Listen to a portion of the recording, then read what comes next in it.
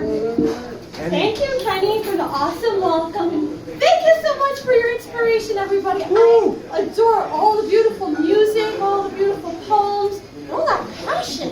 Wow, it's amazing. I want to read 2 pieces from my book, Musings Diner, open 24/7. This was 20 years in the making. It's finally out there on Amazon. So I want to show the 2 different voices that I have in this book. One of them is a poem when I was in my early 20s, and one of them is a poem now in my late 30s. So I am going to read the first one called Heart Chambers of Love. This one is about letting in the right person in your heart, because your heart is a precious chamber. You can't just let anybody just roll into that. You have to know what the red flags are. So without further ado, here comes Heart Chambers of Love. How can a heart grow so big?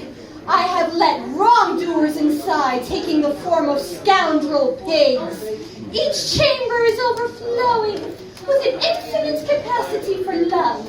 The space of my heart keeps growing. Love for my mom, for all animals and pets, for my friends and family. Art and music in their own chambers set. Yet, there's one chamber that lies vacant for my future soulmate. The cobwebs have formed.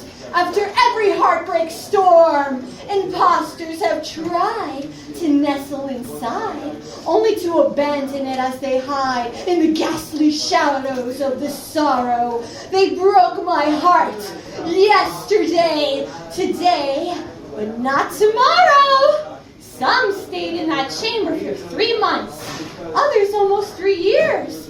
The longer they stay, the more they have graffitied it with their lies and their tears.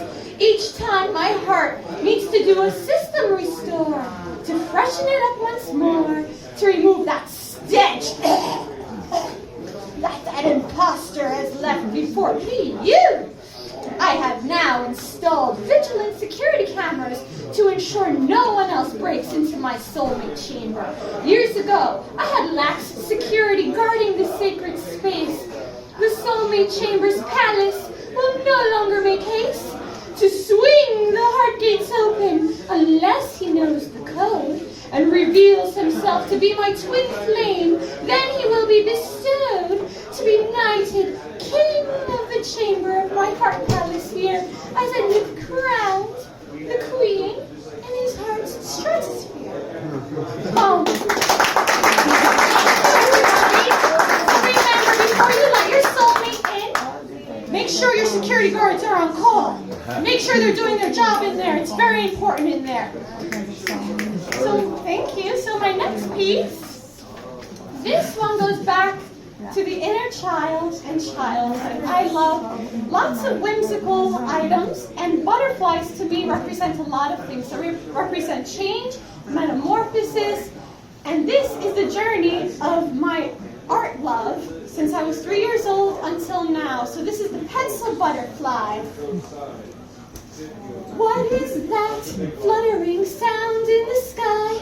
A mythical creature, she exists in my mind, born from an egg, implanted back in time, passed on through my maternal side, growing in the soil of fertile imagination. She grew as she digested a lot of information on how to navigate the air of her life, filled simultaneously with happiness and strife, fueled by her passion for creating art. This little caterpillar was an artist from the start. She fed on coloring books, markers, and crayons. In her formative years, her palette began to expand. Pretty soon she was craving some paint. She filled the canvas as she began to navigate, to steer herself towards her life course.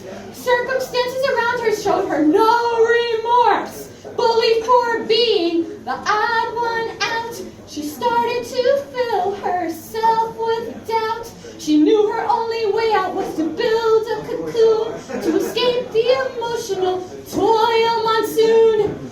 She drew every day until her pencil became a nub. She curled up in a ball into her little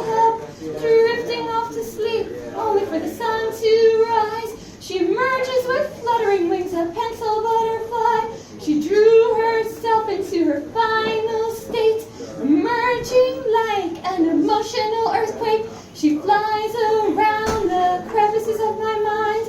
What is the next drawing that she will design? Thank you, everybody.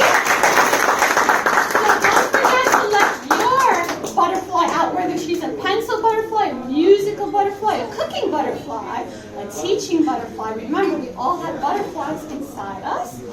Remember to let them metamorphosize and emerge. And that will be your final states to help the world become a better place.